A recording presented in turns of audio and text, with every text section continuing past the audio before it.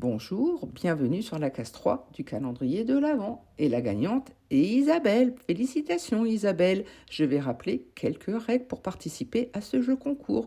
Il vous faut vous abonner ou suivre mes pages Instagram, TikTok, Facebook, YouTube. À vous de voir celle que vous souhaitez. Vous pouvez même participer sur ces 4 pages. Ça vous donnera plus de chance.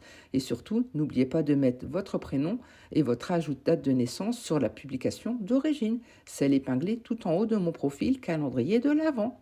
On va aller voir désormais ce qui vient à Isabelle. Il y a bientôt de la détente, des vacances qui arrivent, du repos, ce qui lui permettra surtout de retrouver un coup de jeune. C'est plus que prometteur. Mais attention quand même, car il y a quelque chose qui risque d'être volé.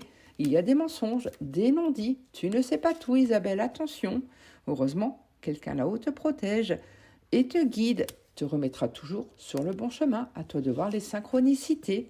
Et n'hésite pas à couper court avec tout ce qui ne te correspond plus, à fermer définitivement des chapitres de ta vie pour bien avancer. Il y a encore des choses du passé à épurer, notamment pour aller vers un couple, en amour. Rien n'est clair pour l'instant. Il y a vraiment du tri à faire. En tout cas, tu as envie de grands changements, Isabelle, voire peut-être même de déménager.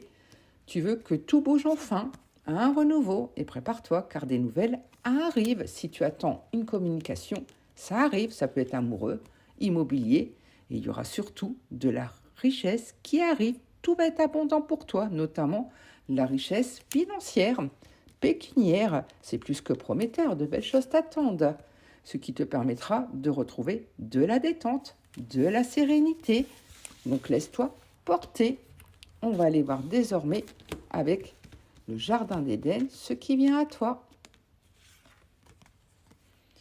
Quelque chose t'est caché ou n'est actuellement pas accessible. Attends d'y voir plus clair avant d'avancer, car il y a beaucoup de masques, de non-dits comme j'ai dit. Et tu es trop rigide. Flexibilité et adaptation seront nécessaires dans cette situation. Fais preuve de souplesse, observe et écoute, car une blessure passée t'impacte encore. Un travail de guérison est à faire. Les bases ne sont pas suffisamment saines pour bien avancer. Il y a du tri, ça confirme le premier message. Et il est nécessaire que tu obtiennes davantage d'informations. Il y a une période de formation et de perfectionnement qui arrive.